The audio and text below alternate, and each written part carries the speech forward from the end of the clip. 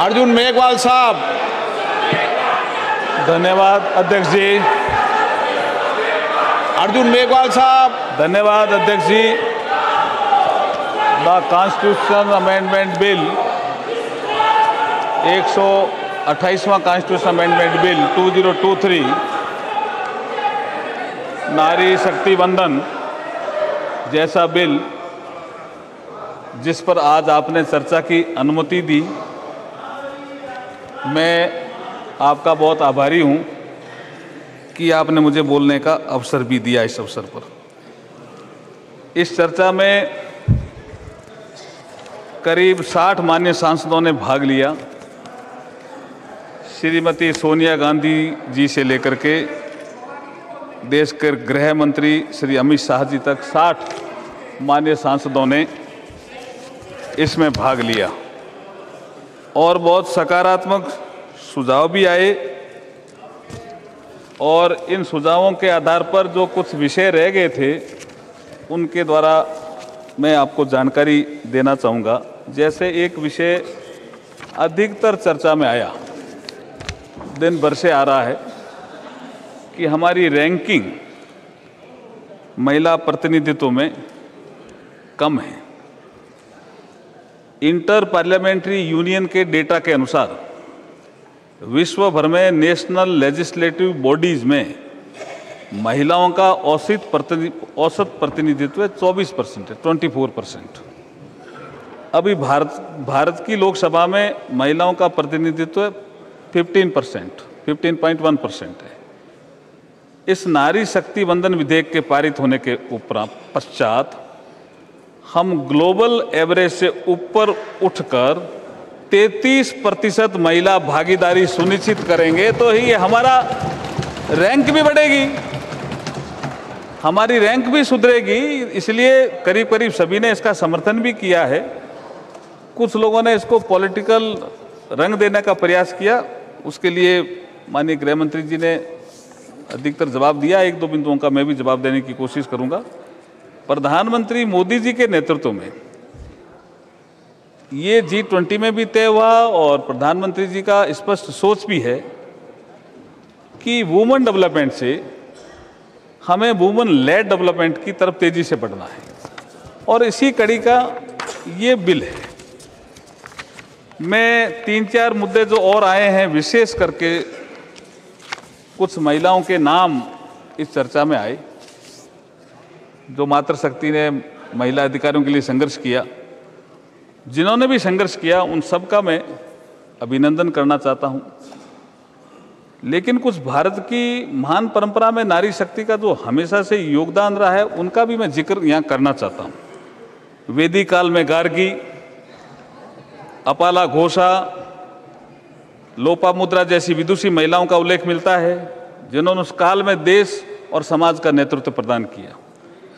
रानी दुर्गावती, रानी चेन्नम्मा, रानी अहिल्याबाई, रानी लक्ष्मीबाई जैसी नारी शक्तियों ने समय आने पर अपने राज्य का नेतृत्व भी किया और अपने राज्य के शत्रुओं से अपने राज्य की जनता की न सिर्फ रक्षा की बल्कि विकास के भी नए कीर्तिमान गढ़े उन्होंने।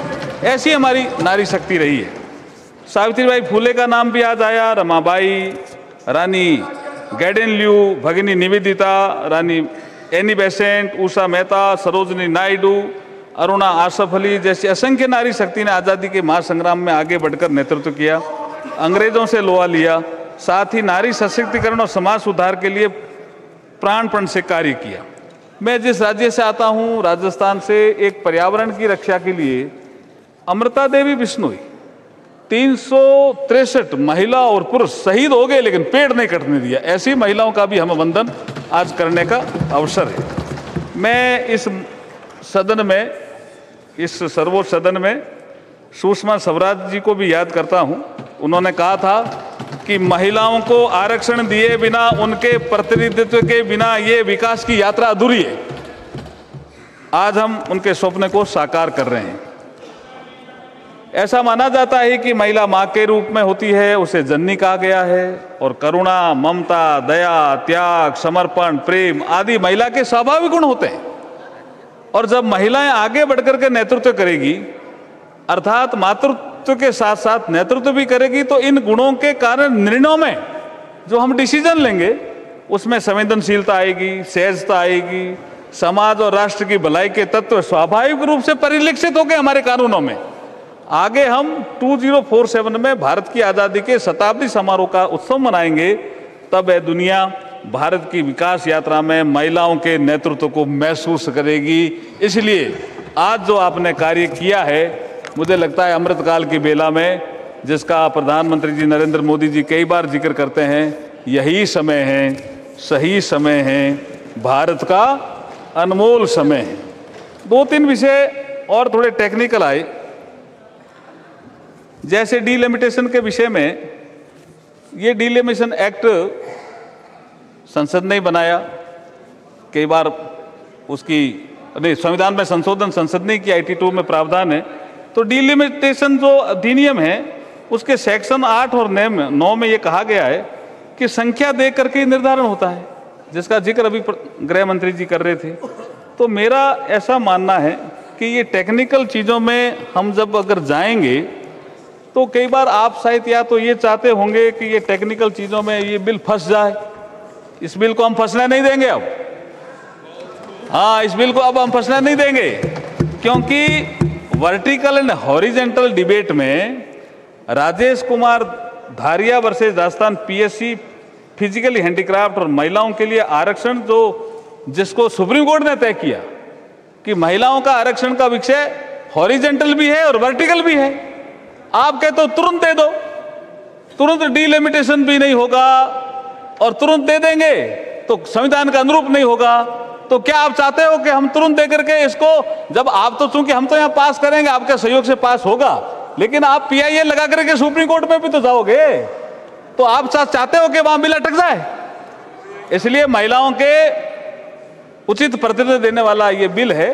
आप सबने सहयोग किया, मैं आभार भी प्रकट करता हूं, लेकिन ये टेक्निकल बातों में अपने को इतना उलझना नहीं चाहिए, क्योंकि ये सब सोच समझ करके ही इस बिल के लिए प्रावधान किए हैं।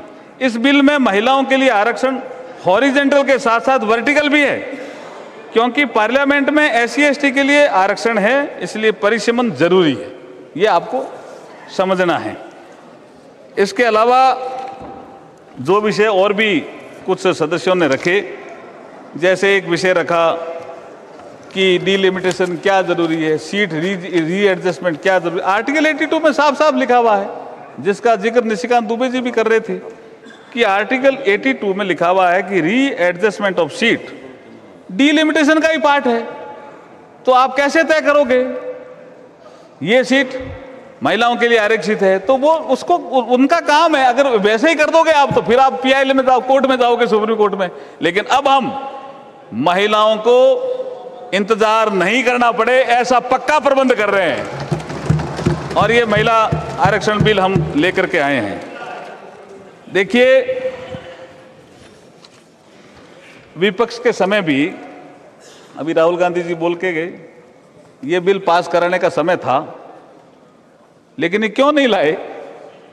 जो मुझे कई बार एक कोटेशन याद आता है, क्योंकि उनके पास ना तो नीति थी, ना नियत थी, और ना नेतृत्व था।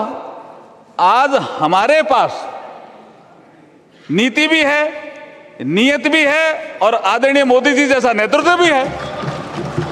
इसलिए ये बिल आ रहा है और अभी पास भी होगा। और इस विषय में जो आपने जो टेक्निकल विषय रखे, मैं आपसे फिर अनुरोध करता हूं कि अमृतकाल का ये समय है, नए संसद भवन में पहला बिल, वो भी नारी शक्ति वंदन का है। सभी दलों ने समर्थन किया। इसमें पॉलिटिकल स्कोर करके आप क्या इसमें करना चाहते हो? हमारे पास भी बहुत सी चीजें हैं। आपने अभी जिक्र किया कि ओबीसी के सेक्रेटरी कितने, मैं भी आईएएस रहा हुआ हूं, मुझे इसकी जानकारी है। राहुल गांधी जी यहाँ रहे नहीं। अब 92 बैच में जो आया, नहीं यहाँ सदन में नहीं है, सदन में, हाँ सदन में नहीं है अनुराग जी। 92 बैच में जो आईएएस में आया वो सेक्रेटरी बनेगा। तो 92 बैच में राज किसका था? सेक्रेटरी कैसे बनेगा? राज आपका ही था, आप अपने राज को ही कोस रहे हो। आप कभी कहते हो कि SC/ST के लिए आपने काम नहीं किया। अरे मैं बताना चाहता हूं जी, आपने बाबा साहब को 52 में चुनाव हराया, आपने बाबा साहब को 52 में चुनाव हराया, फिर भंडारा से वो उपचुनाव लड़ना चाहते थे, वो भी आपने हराया, और आप संविधान सभा में भी नहीं आने देना चाहते थे। आपकी ऐसी नीयत थी। आप OBC समाज के भले की बात कर रहे हो, सारी बातें गृह मंत्री जी ने कह दी है। मैं ये कहना चाहता हूं कि सेक्रेटरी ऐसे ही बन जाते हैं क्या? और जैसे ठीक है गृह मंत्री जी ने किस नियम क्या है? सेक्रेटरी जो हम पॉलिसी बनाते हैं उनको लागू करने का काम करते हैं। बोलते हैं आप जो पॉलिसी हम बनाते हैं उसको लागू करने का काम करते हैं सेक्रेटरी नहीं है, सेक्रेटरी चला रहे हैं। लो तो ऐसा करके डिबेट को जो डिबेट किया, ये ठीक नहीं था। मैं अगला एक बिंदु कहना चाहता हूं। सुप्रिया सुले जी ने कहा कि बाबा साहब ने, डॉक्टर BR अम्बेडकर जी ने हमें वोटिंग राइट दिया जिससे हम सशक्त हुए। बात एकदम ठीक है। जब संविधान सभा में चर्चा चल रही थी तो कुछ ऐसे कह रहे थे कुछ पढ़े लिखों को वोट दो, कुछ कह रहे थे कि एक बड़े साहूकार को वोट दे दो, कुछ गिन लो, ऐसी स्थिति आ रही थी। उस समय बाबा साहब खड़े हुए, BR अम्बेडकर, उन्होंने कहा हम एशिया और अफ्रीका के देशों को नेतृत्व देने जा रहे हैं, इसलिए हम ऐसा निर्णय करें। अडल्ट फ्रेंचाइज का निर्णय अगर किसी ने किया तो डॉक्टर BR अम्बेडकर ने किया, और उनके जिद के कारण हुआ। उनको भी आपने हराया। जब इतना बड़ा काम किया, संविधान का निर्माण कर दिया, संविधान की रचना करी, संविधान के शिल्पकार थे, उनको भी आपने हराना के काम किया। फिर यहाँ पॉलिटिकल स्कोर आप खड़ा करने की बात कर रहे हैं। मैं कहता हूं संविधान की प्रस्तावना में राजनीतिक, सामाजिक, आर्थिक न्याय की बात कही गई है। हम आज महिलाओं को न्याय दे रहे हैं। संविधान की प्रस्तावना में राजनीतिक, आर्थिक, सामाजिक न्याय की बात कही गई। हम आज महिलाओं को न्याय दे रहे हैं और प्रतिष्ठा।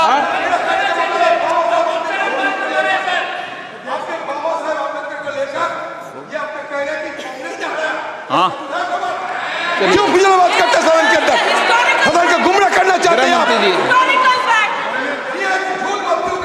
एक सेकंड, ये फैक्चुअली करेक्ट है। जैसे राहुल गांधी को बीजेपी ने हराया, ये फैक्चुअली करेक्ट है। बाबा साहब के सामने जीत कराने वाले प्रत्याशी कांग्रेस के ही थे। तो कुछ नहीं हुआ, कुछ नहीं हुआ। इसमें क्या है? कुछ नहीं हुआ तो काहे को इतना आप चिंता कर रहे हो?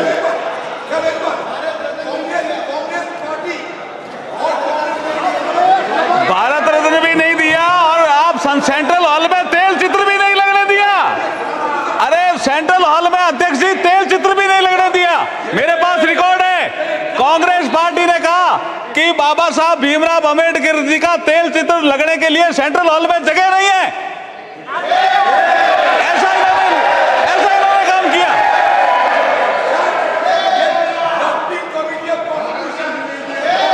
और भारत रत्न तो दिया ही नहीं।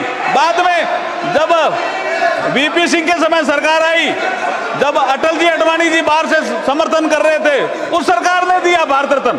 भारत रत्न भी नहीं दिया बाबा साहब को, तेल चित्र भी लगने के नहीं दिया। दो बार चुनाव में हराया। बहुत से सदस्यों ने कहा था, सर, मैंने एक किताब में बहुत स्पष्ट पढ़ा है, बहुत से सदस्यों ने कहा 52 में पंडित नेहरू जी को कि डॉक्टर BR अम्बेडकर बहुत विद्वान आदमी हैं, इनके सामने उम्मीदवार मत खड़ा करो। तो नेहरू जी ने कहा कि ये हमारा विरोधी है, ये दो ही पार्टियों की आलोचना करता है, BR अम्बेडकर, एक कांग्रेस की, एक कम्युनिस्ट पार्टी की, इसलिए हम तो इसको हराएंगे चुनाव लड़ करके। और ये तो फैक्ट है, इट्स हिस्टोरिकल फैक्ट। इसमें क्या है? इसमें क्या नई चीज है? इसमें कोई नई चीज नहीं है जी।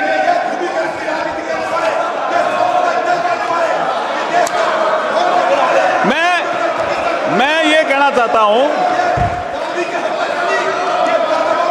ये मैं करेक्ट बोल रहा हूं, एकदम करेक्ट बोल रहा हूं सर, मैं एकदम करेक्ट बोल रहा हूं।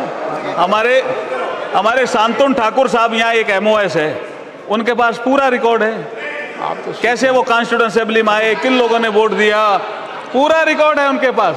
और आप देखिए, मैं विषय पे आता हूँ। मैं विषय पे आता हूँ। मैं एक विषय पे आता हूँ। हमारे एक माननीय सदस्य ने ये राइट टू वोट का विषय तो कई सदस्यों ने उठाया, इसलिए मुझे कहना पड़ा। राइट टू वोट का विषय तो कई सदस्यों ने उठाया, इसलिए मुझे कहना पड़ा कि राइट टू वोट का अधिकार बाबा साहब ने हम सबको दिलाया। उन्होंने कहा पुरुष और महिला सबको एक साथ वोटिंग राइट मिलना चाहिए। वो वोटिंग राइट मिला और उन्होंने ये भी कहा संविधान सभा में कि आप मताधिकार दे करके तो देखो। तो कई लोगों ने विरोध किया, साहब कुछ लोग अनपढ़ हैं, महिलाएं तो ज्यादा अनपढ़ है। उन्होंने कहा हमारी महिलाएं अनपढ़ हो सकती है, लेकिन जब मताधिकार का दिन आएगा तो वो होली और दिवाली की तरह ये दिन मनाएगी। आज जब मैं जाकर के देखता हूं पंचायत राज का चुनाव, आज मैं जाकर के देखता हूं नगर पालिका का चुनाव, आज मैं जाकर के देखता हूं विधानसभा का चुनाव, आज मैं जब जाकर के देखता हूं लोकसभा का चुनाव, महिलाएं जब सज धज करके आती है, और आपने भी कोटा में देखा होगा, वो सेलिब्रेट करती है साहब, और B.R. अम्बेडकर को याद करती है। तो ये जो विषय आज आया कि बाबा साहब ने वोटिंग राइट दिया, मैं उन सदस्यों का भी सम्मान करता हूं। एक कांग्रेस की ज्योतिमणि ने एक कटाक्ष किया कि महिलाएं, दलित महिलाएं पानी के लिए तरसती थी। अब दलित महिलाएं पानी के लिए तरसती थी तो ज्योति जी राज किसका रहा? अब तो हर घर में नल और उससे जल उपलब्ध कराने का काम मोदी जी कर रहे हैं। देखिए